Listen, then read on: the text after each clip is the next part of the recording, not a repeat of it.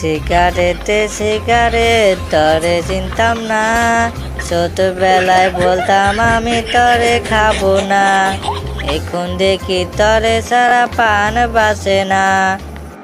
তুই যে আমার দিনের আলো রাতেরই ঘুম, তোকে ছাড়া ভালো লাগে না এই তো মন। গান গাইতে আর ভালো লাগছে না, নেশা ধরে গেছে। রহিম চাচার দোকান যে একটা সিগারেট কিনে আনি। রহিম চাচা কেমন আছেন?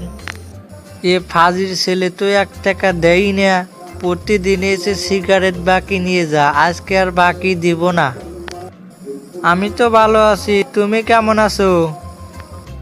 তোমাদের দুয়ায় ভালোই আছি। তা বেচা কেনা কেমন চলছে? কোনোদিন জিজ্ঞাসা করে না দোকান কেমন চলছে, আজকে জিজ্ঞাসা করলো, কথা বেশি সুবিধা লাগছে না।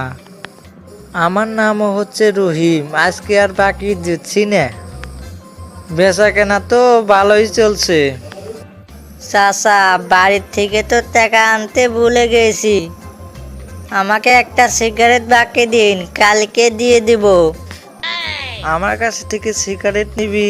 দাঁড়া, তোকে সিগারেট দিচ্ছি। তুমি জানো না আমি তো সিগারেট বেচা বন্ধ করে দিয়েছি। কালকে নিলাম আমি সিগারেট, আজকে সিগারেট বেচা বন্ধ করে দিয়েছে। এ তো আমাকে বাকি সিগারেট দিবে না। সিগারেট নাই তাহলে তো কাম হলো না। ঢাকা থেকে আমার বন্ধু এসেছে, তার জন্য 1 প্যাকেট সিগারেট নিতাম। এর ঢাকা থেকে বন্ধু এসেছে, তালিবানে অনেক টাকাওয়ালা, তাকে সিগারেট দেই। এই 1 প্যাকেট সিগারেট এসেছে, তাই আমি বেচতে চাইনি। তোমার ঢাকা থেকে বন্ধু এসেছে, তাই তুমি নিয়ে যাও, টাকাটা তাড়াতাড়ি দিয়ে যাও। তুমি গুগু দেখেছো? গুগুর ফাঁদ দেখোনি? আজকে তোমাকে দেখালাম। ঢাকা তো আমার বন্ধু নেই, আসবে কি করে? দোকানদার সাহেব, তুমি কোনো টাকার চিন্তা করো না, আমার বন্ধুর কাছে কোনো টাকার অভাব নাই। এই আমি সিগারেট বাকি আনলাম, আর জীবনে ওই দোকানে যাব না। বন্ধুরা, আপনারা তো দেখলেন সিগারেট ঠকবাজ। ভিডিওটা ভালো লাগলে একটা লাইক দিন।